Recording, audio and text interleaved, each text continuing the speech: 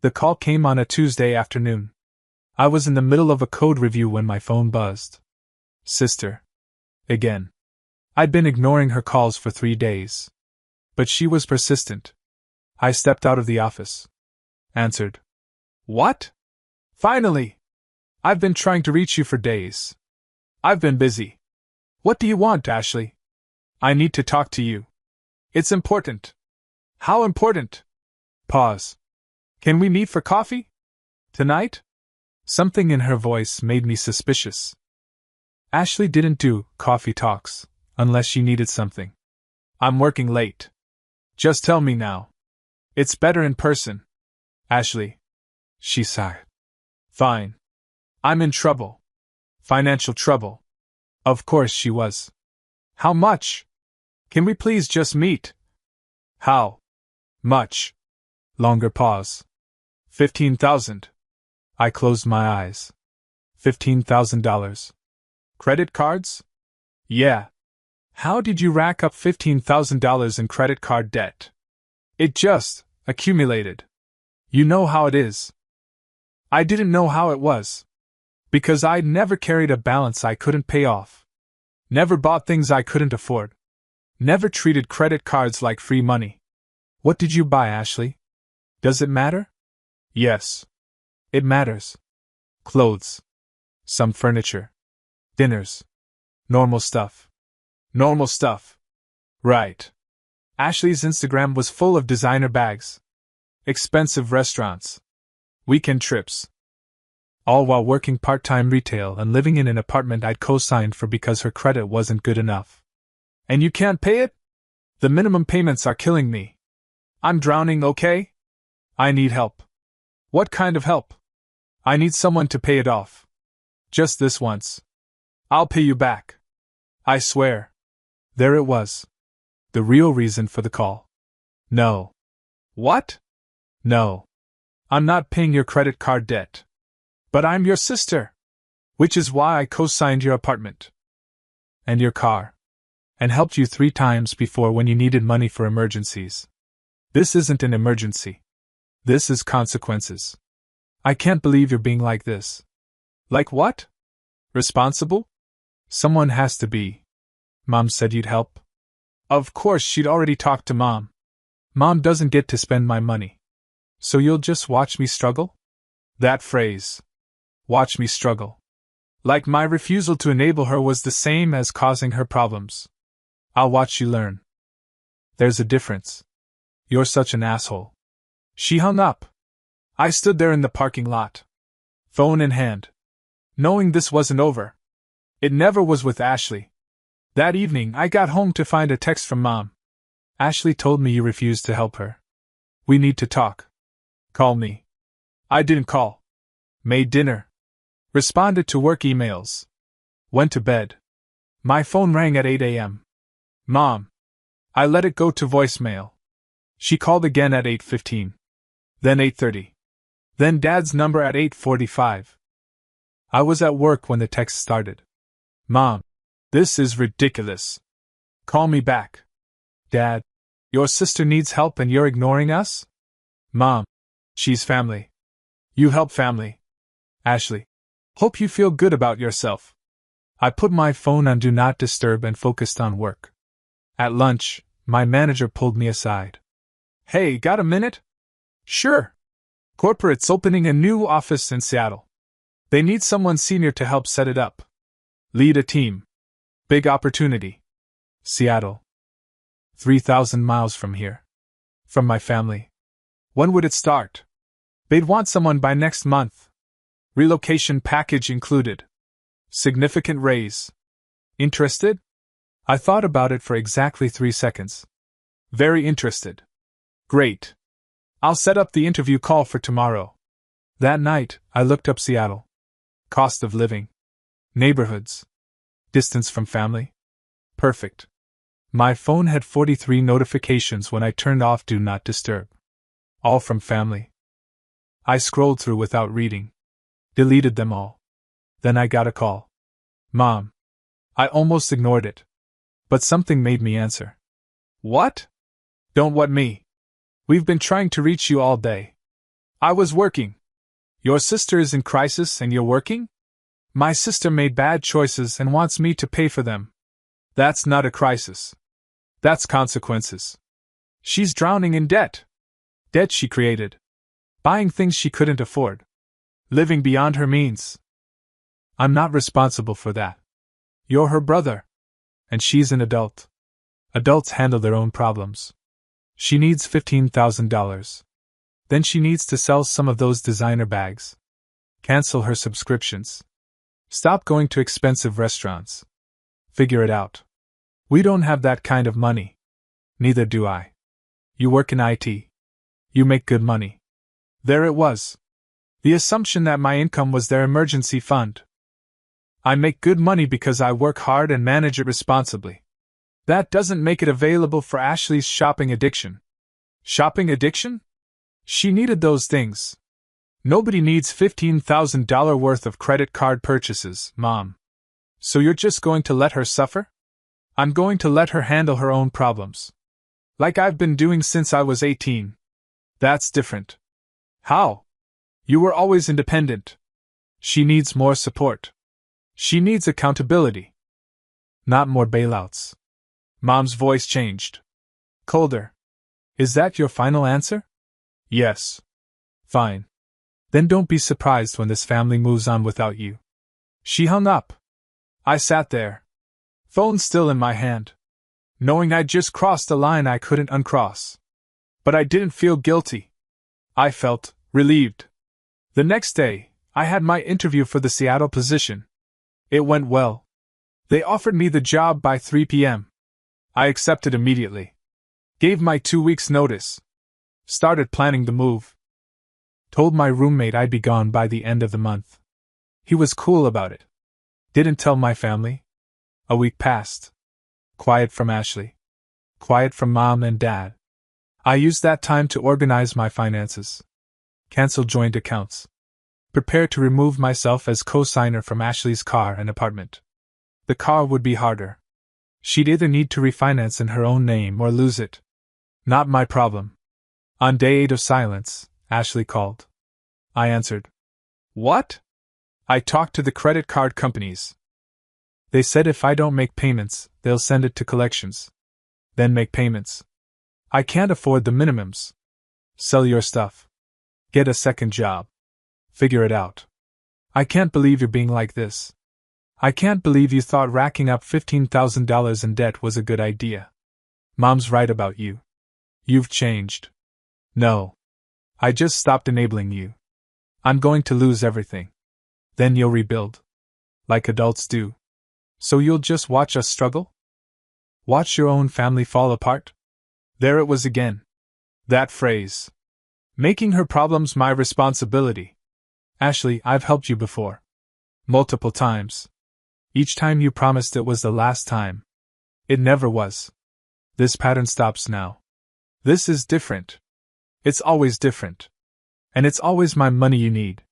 Because you have it. Because I earned it. Saved it. Managed it. Your lack of planning is not my emergency.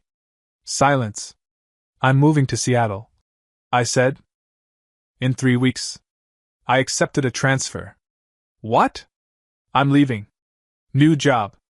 New city. Fresh start. You're running away. I'm choosing myself. For the first time in my life. Mom's going to lose it. Mom can deal with it. You all can. Without my money. Ashley started crying. Please.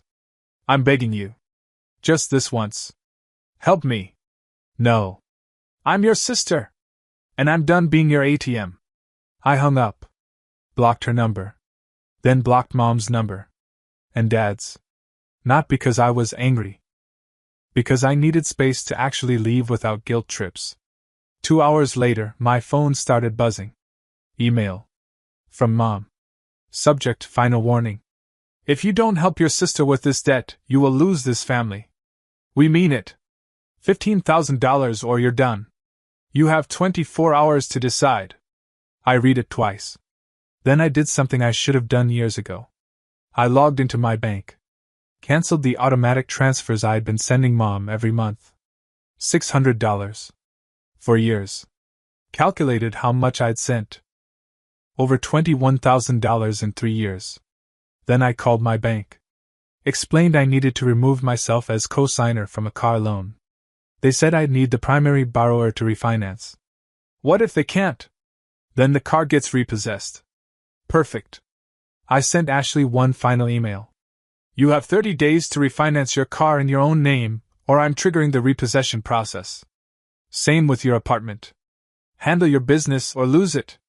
Your choice. Hit send. Then I called my apartment management. Gave notice. Paid my final month. Started packing. By midnight, my phone had 41 missed calls. I turned it off. Went to bed. And slept better than I had in years. Because sometimes the best thing you can do for people is let them face the reality they've been avoiding. Even if they hate you for it. I woke up to silence. Phone still off. No notifications. No guilt. Just peace. Made coffee. Started packing boxes. Labeled them methodically. Kitchen. Office.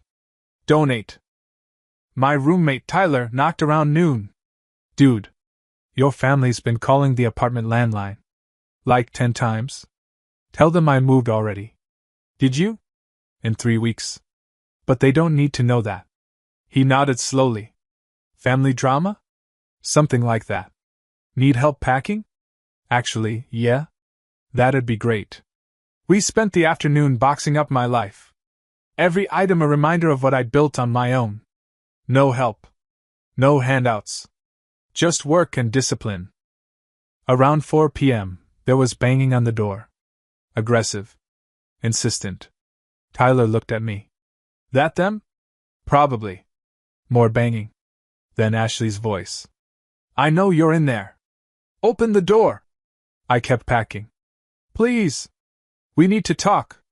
Tyler whispered. You want me to answer? No. She'll leave eventually. She didn't leave. She stood there for 20 minutes.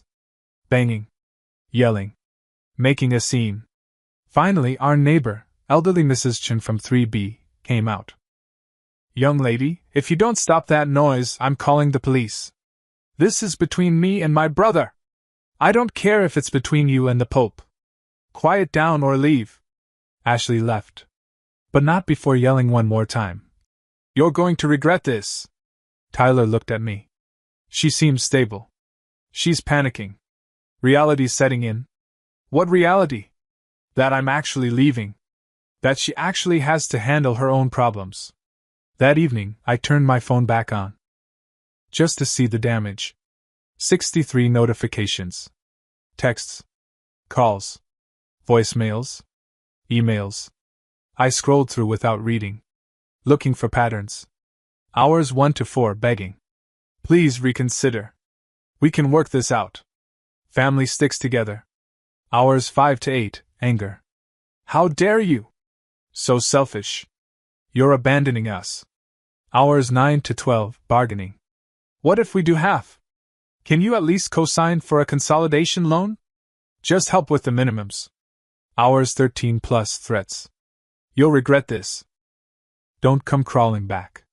You're dead to us. Classic stages of grief. Except they weren't grieving a loss. They were grieving access to my wallet. One email caught my attention. From Dad. Subject. Disappointed. I opened it.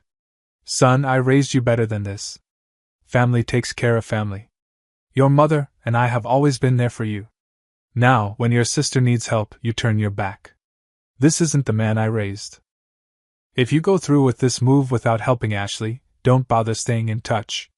We won't have a son who abandons family. I read it twice. Then started laughing. Tyler looked over. What's funny? My dad's saying they've always been there for me. Haven't they? When I needed help paying for college? They couldn't help. Ashley needed a car? They co-signed. I needed furniture when I moved out? Bought it myself.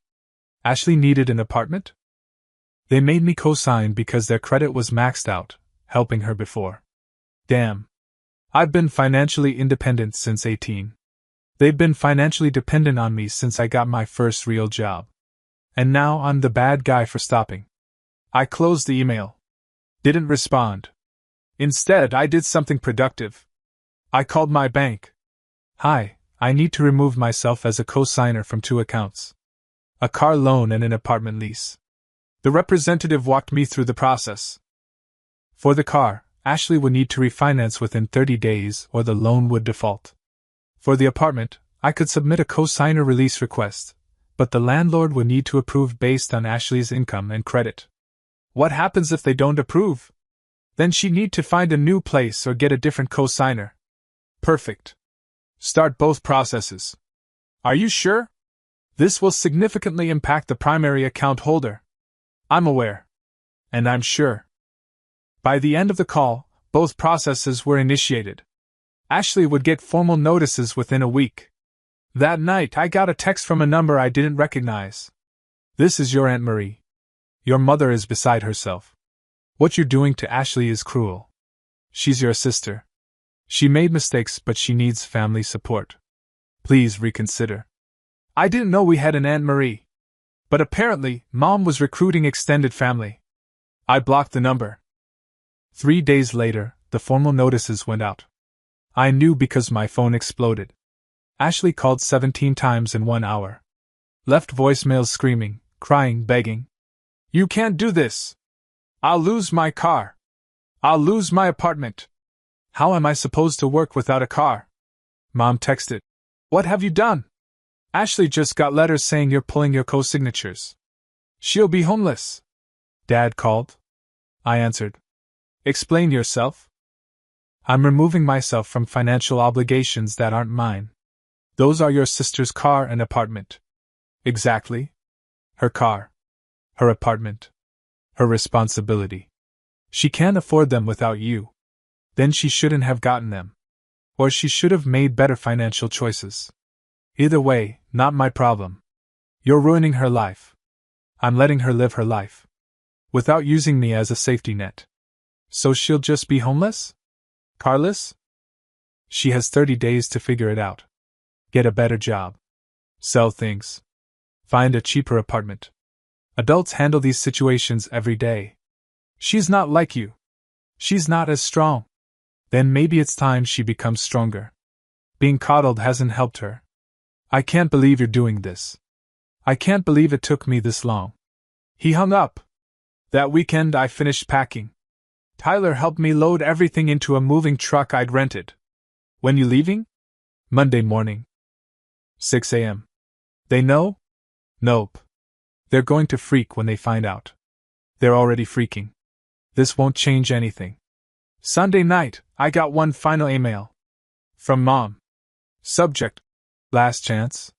We're coming over tomorrow morning. 9 a.m. To talk sense into you. If you're not there, if you've really left without fixing this, then you're no longer our son. Ashley needs that money. You have it. End of discussion. See you tomorrow. I read it. Checked my watch. 11 p.m. My truck was packed. My apartment was empty. My forwarding address was set to my new place in Seattle. I set my alarm for 5 a.m. Went to bed. When my alarm went off, I got up. Loaded the last few items. Did a final walkthrough. Left my keys on the counter with a note for the landlord. Got in my truck. And drove. At 6:47 a.m., somewhere in Pennsylvania, my phone started ringing. Mom. Then Dad. Then Ashley. Then unknown numbers. I didn't answer. Just kept driving. At 9:15 a.m., I got a text from Tyler. Your family just showed up. I told them you left early this morning. Your mom started crying. Your dad demanded to know where you went. I said you didn't tell me. They're still outside arguing. I responded. Thanks for covering. I owe you? No worries. Good luck in Seattle. At noon, I stopped for gas. Checked my phone. 47 missed calls. Dozens of texts.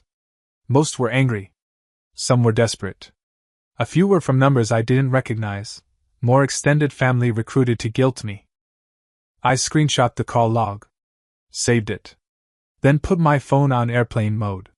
The rest of the drive was peaceful.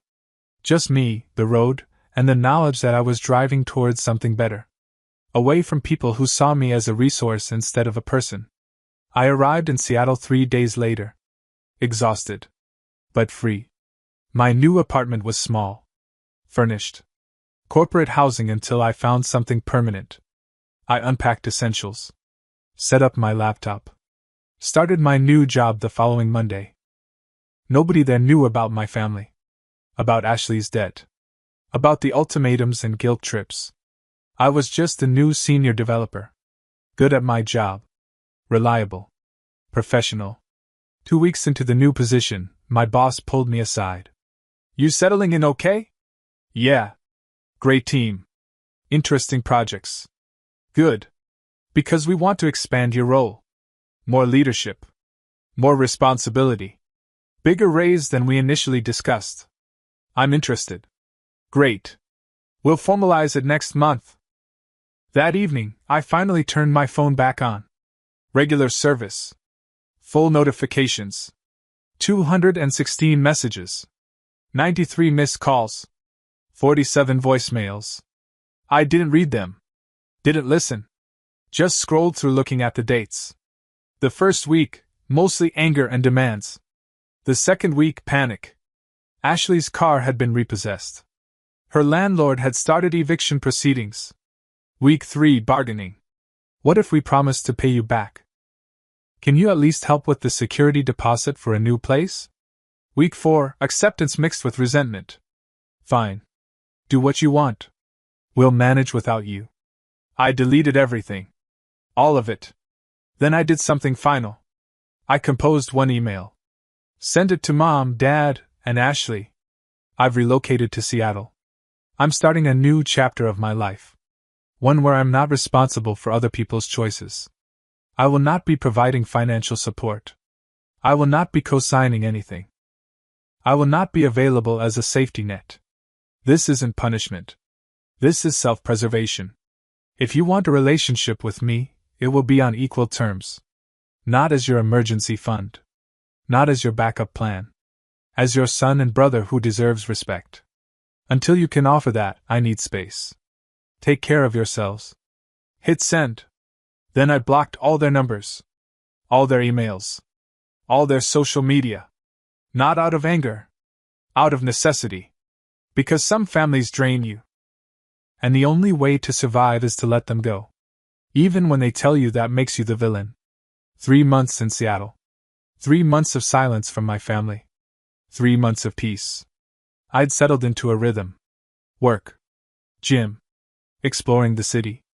Weekend hikes. Normal life. My new team was solid. The projects were challenging. My boss had already promoted me once with another raise coming. For the first time in years, my entire paycheck was mine. No automatic transfers. No emergency requests. No guilt. I'd calculated it one night. Between the monthly payments and the emergency help, over the past 5 years, I'd given my family over $47,000. $47,000 that I could have invested. Saved. Used for myself. Gone. Because I'd been taught that saying no made me selfish. One Saturday morning, I was at a coffee shop when someone sat down across from me. This seat taken? I looked up. Woman. Mid-20s. Friendly smile. All yours. You're new here, right? I've seen you around the building. Started 3 months ago. You work at the office? 4th floor. Marketing. I'm Rachel. Marcus. IT. We talked for an hour. Easy conversation. No pressure. She was funny. Smart. Normal. When she left, she gave me her number. If you ever want a local tour guide. I texted her that evening. We made plans for the following weekend. It felt good. Meeting someone who knew nothing about my past. Who saw me as just Marcus. Not the family ATM. Work continued going well. My manager pulled me into his office one afternoon. We're expanding the Seattle office. Need someone to lead the new infrastructure team. Interested? Very. It's a significant step up. Team of 8. Budget authority. More visibility with corporate. When would it start? Next month. But there's something you should know. The position requires relocation permanence. Corporate wants stability. They're offering a retention bonus. $25,000. But you commit to staying minimum 3 years. I didn't even hesitate. I'm in. You sure? That's a big commitment. I'm sure. Seattle's home now. He smiled. Good. Let's make it official. That night, I went out with some coworkers to celebrate. Got home around midnight. Checked my phone. 1 missed call. Unknown number. No voicemail. Probably spam. The next morning, another call. Same unknown number. This time, they left a voicemail. I almost deleted it. But something made me listen. Marcus, it's Tyler. Your old roommate. I know you're not taking calls from family, but I thought you should know. Your sister showed up at the old apartment last week. She's not doing well. Lost her car. Lost her apartment. Living with your parents now. They're all pretty desperate. Your mom asked me to contact you. Said they need to talk. That it's important. Anyway, I told them I'd pass the message. Up to you what you do with it. Take care, man. I listened to it twice. Then deleted it. Not because I didn't care. But because not doing well and desperate weren't my problems to solve. They'd had months to figure it out. To make changes. To take responsibility. The fact that they were struggling now wasn't proof I should have helped. It was proof they needed to learn. 2 weeks later, I got an email. From an address I didn't recognize. Subject: please read. I almost deleted it. But the preview text showed. Marcus, this is your mom. Against my better judgment, I opened it. Marcus, I'm using a friend's email because you blocked mine. I need you to read this. Please. Ashley lost everything. Her car was repossessed. She got evicted. She's living in our guest room. She can't find work because she has no transportation. The debt collectors are calling constantly. They're threatening to sue her. Your father and I are trying to help, but we're stretched thin. Our retirement savings are being used to cover her expenses. We can't keep this up. I know you're angry. I know we asked too much of you. But this is serious now. Ashley's depressed. She barely leaves her room. The debt has destroyed her credit. She can't get approved for anything. I'm not asking you to pay the $15,000. I'm asking you to talk to her. To give her some guidance. You're good with money. You could help her make a plan. Please. She's your sister. We're your family. Mom. I read it 3 times. Looking for accountability. For acknowledgement of what they'd done wrong. Found none. Just more requests. Different packaging. Same expectation that I'd fixed their problems. I closed the email. Didn't respond. But it bothered me more than I wanted to admit. That night, Rachel and I met for dinner. She noticed I was distracted. You okay? Yeah. Just family stuff. Want to talk about it. I'd been careful not to bring up my family. Didn't want to seem like I had baggage. But something about Rachel made me trust her. I told her. Not everything. But enough. The debt. The demands. The move. She listened without interrupting. That's a lot, she said finally. Yeah. Do you miss them? Sometimes. I miss the idea of having a supportive family. But the reality was just exhausting. Sounds like you made the right choice. Some days I'm sure. Other days I wonder if I'm the asshole. You're not. Setting boundaries doesn't make you the bad guy. It just makes you honest about what you can handle. They'd disagree. They would. Because your boundaries are inconvenient to them. That's not your problem. I looked at her. How are you so wise? I had a similar situation with a friend. Different details, same dynamic. Took me years to realize that saying no wasn't cruel. It was self-preservation. What happened? We're not friends anymore. And I'm better for it. We talked for 3 more hours. About boundaries. About guilt. About building life on your own terms. When we left, she hugged me. You're doing great. Don't let their crisis become your guilt. I went home feeling lighter. A month passed. Work was incredible. The new team was forming. Projects were launching successfully. My retention bonus hit my account. $25,000. More than I'd ever had in savings at once. I stared at that number. Thought about my family. About Ashley's $15,000 debt. Could have paid it twice over now. But I didn't. Because that money wasn't for their mistakes. It was for my future. I invested most of it. Kept some liquid for emergencies. My emergencies. Then I got another email. Different approach this time. From Dad. Subject. Man to man. Son. I'm not going to guilt you. I'm not going to beg. I just want to talk honestly. You were right about some things. We did coddle Ashley. We did expect too much from you. We did take advantage of your success. But you're also wrong about something. We're not the enemy. We're your parents who made mistakes. Who loved both our kids and didn't know how to balance it right. Ashley's struggling. Really struggling. And while I understand you want her to learn responsibility, watching her fall apart isn't teaching her anything. It's just breaking her. I'm not asking for money. I'm asking if there's a way you could help that doesn't involve cash. Advice. Connections. Something. Anything. Because whether you want to admit it or not, you're still part of this family. And families don't abandon each other. Think about it. Dad. This one hit differently. No demands. No ultimatums. Just honesty. I sat with it for 2 days. Debating. Finally, I responded. Dad. I appreciate the honesty. I do. And you're right, I'm still part of this family. But that doesn't mean I'm responsible for fixing everyone's problems. Ashley's situation isn't my fault. Her choices created this.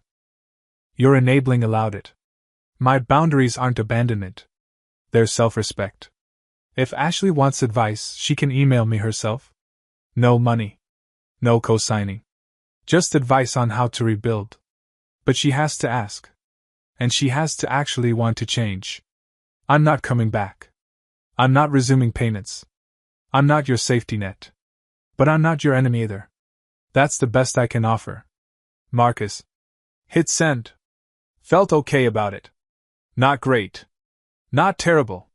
Just okay. 3 days later, I got an email from Ashley. Subject. I'm sorry. That alone was shocking. Ashley didn't apologize. Ever. I opened it. Marcus. I don't even know where to start. I've been awful. To you. To everyone. I made terrible choices and expected you to fix them. That wasn't fair. Dad showed me your email. You offered advice. I want to take you up on that. Not because I think you'll change your mind about the money. But because I'm out of options and you're the only person I know who actually has their shit together. I lost my car. My apartment. My credit is destroyed. I'm 27 and living in my parents' guest room with $15,000 in debt, and no way to pay it. I've applied to 50 jobs. Nobody wants someone with no transportation and bad references from their last job. I got fired for being late too many times because of car issues. I know this is consequences. You were right about that. But I don't know how to fix it. Every time I try to make a plan, it feels impossible.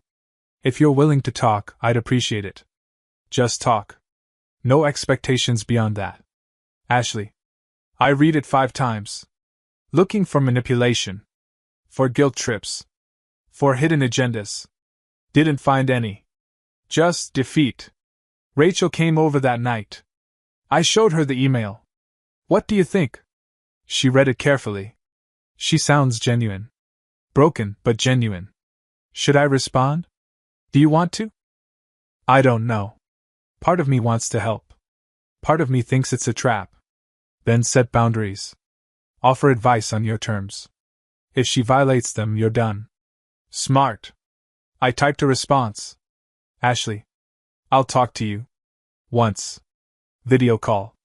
Next Sunday at 2 p.m. Pacific. No parents in the room. No guilt trips. Just you and me discussing realistic solutions. I won't give you money. I won't co-sign anything. But I'll help you make a plan to rebuild. If you're serious about changing, I'll give you the tools. But you have to do the work. If you're not serious, don't waste my time. Let me know if you're in. Marcus. Hit send. She responded within an hour. I'm in. Thank you. Sunday came. I set up my laptop. Made coffee. At exactly 2 p.m., Ashley called. She looked terrible. Tired. Thin. Hair unwashed. The complete opposite of her Instagram perfect persona. Hi. Hi. Awkward silence. So, I said. Let's talk about where you are and where you want to be. We talked for 90 minutes. I asked questions. She answered honestly. I gave advice. She took notes. By the end, we had a plan. Not perfect. But realistic. This is going to take years. She said. Yes. It is. Because you can't undo years of bad choices in a month. I know. Do you actually want to do this? Or are you just hoping I'll eventually cave and give you money? She looked at me. Really looked. I want to do this. I'm tired of being a mess. I'm tired of disappointing everyone. I'm tired of disappointing myself. Okay. Then do it. Check in with me once a month. Show me progress. I'll keep giving advice. But the work is yours. Thank you? Don't thank me. Just do it. We hung up. I sat there. Feeling strange. Not regret. Not satisfaction. Just closure. Rachel texted. How'd it go? Better than expected. We'll see if she follows through. And if she doesn't? Then I'll know I tried. And I'll move on. Because that's the thing about boundaries.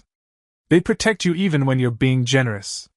And I was finally learning to protect myself. 6 months after that first video call with Ashley.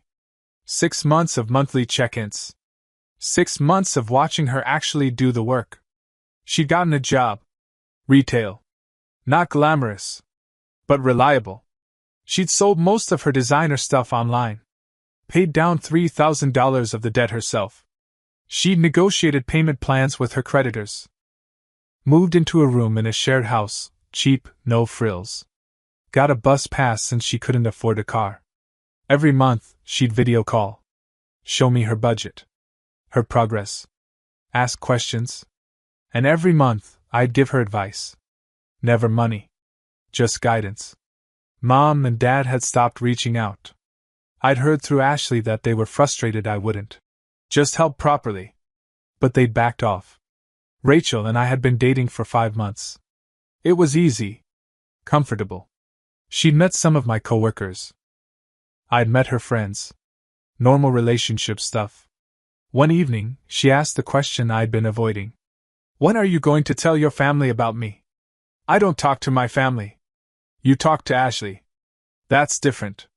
That's transactional. Advice only. Still family. I sighed. I don't want them knowing about my personal life. They'll find a way to make it about them.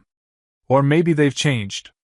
Maybe seeing Ashley turn things around showed them something. Maybe. But I wasn't convinced.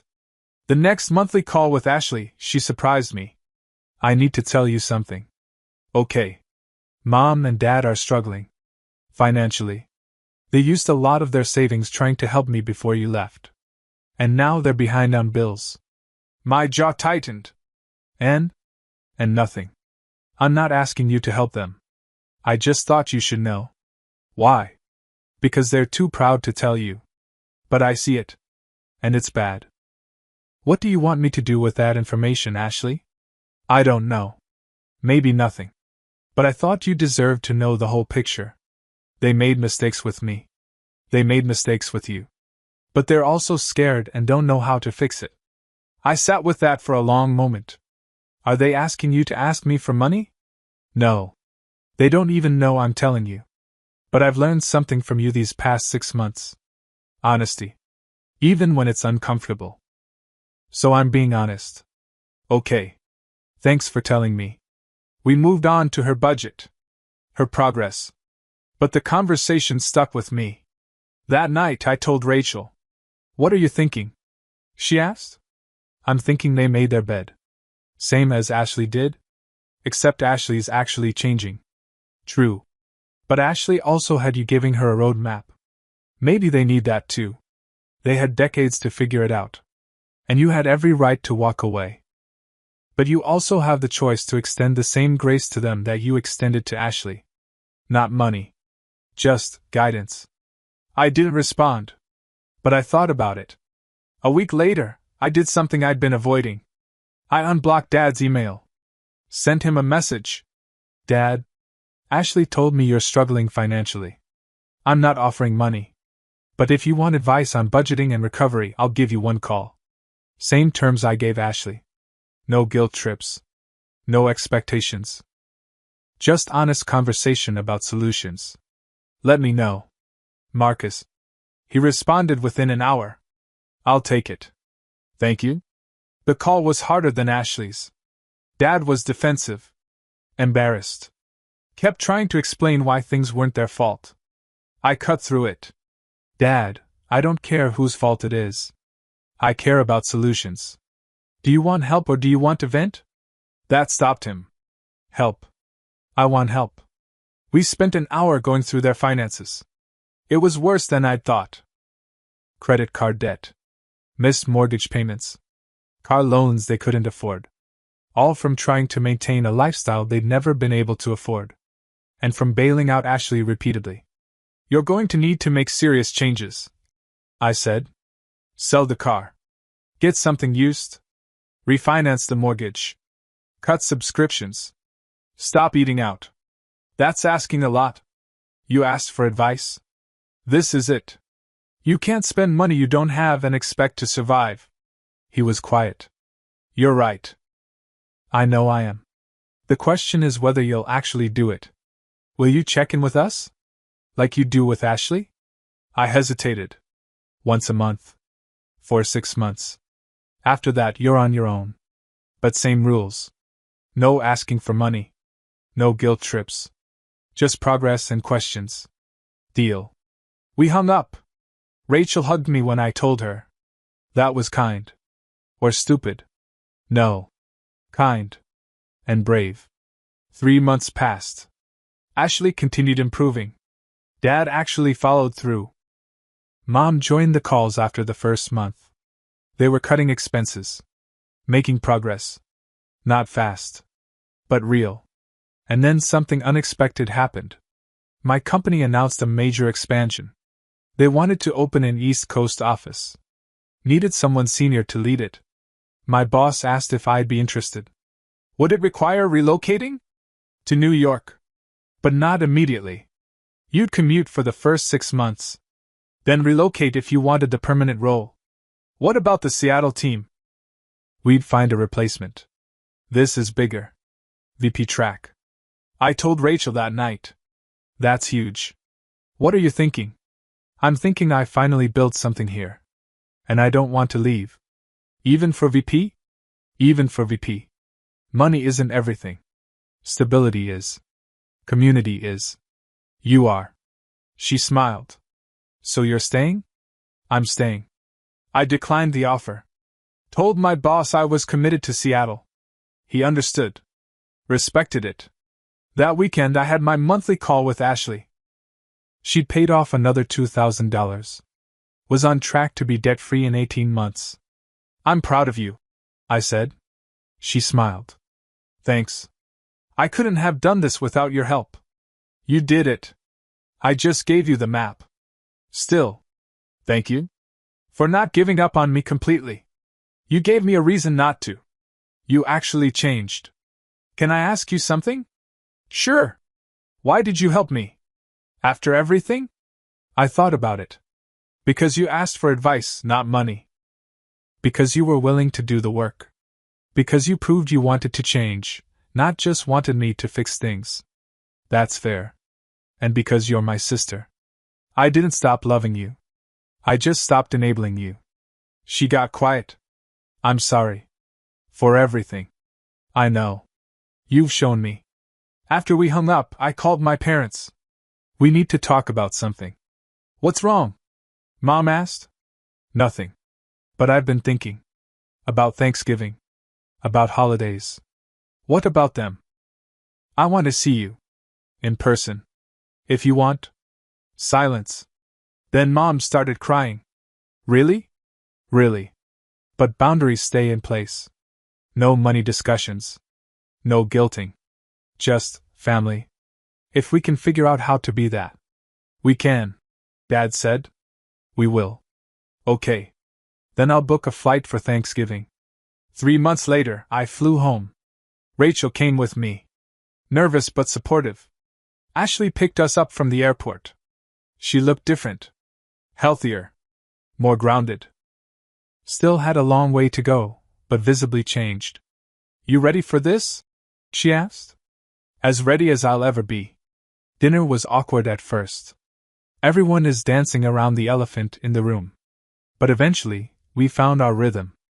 Mom asked about my job. Dad asked about Seattle. Ashley talked about her progress. Rachel charmed everyone. It wasn't perfect. There were moments of tension. Old patterns trying to resurface.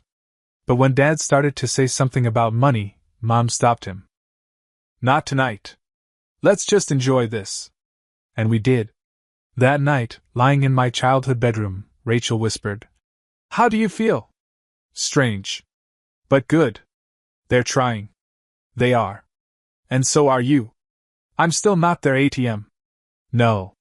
But you're their son. And that's enough. The next morning, I had coffee with just Dad. Thank you for coming, he said. Thanks for respecting the boundaries. It's hard. Watching you succeed while we struggle. But I'm learning that's my problem, not yours. Yeah. It is. I'm sorry. For how we treated you. For expecting you to carry everyone. I appreciate that. Are we okay? I thought about it. We're different. But we're working toward okay. That's enough for now. He nodded. That's fair. Before we left, Ashley pulled me aside. Thank you. For coming. For giving them a chance. For giving me a chance. You earned it. Still. Thank you. On the plane home, Rachel held my hand. You did well. We'll see. Real test is whether this sticks. It will. They've changed. You've changed. That's enough. 6 months later, Ashley sent me a photo. Her final debt payment confirmation. $15,000 paid off. By herself. I did it. Thank you for believing I could. I responded. I didn't believe you could. I believed you would. There's a difference. Proud of you. That evening, I looked at my savings account. The money I'd kept instead of giving to them. Over $80,000 now, with investments and bonuses. Could have solved all their problems 2 years ago. But it wouldn't have taught them anything. Wouldn't have forced Ashley to grow. Wouldn't have shown them that love isn't the same as enabling. Sometimes the most loving thing you can do is say no. And mean it. Even when they hate you for it. Because a real family doesn't drain you. A real family respects you. And if they can't do that, they're not your emergency.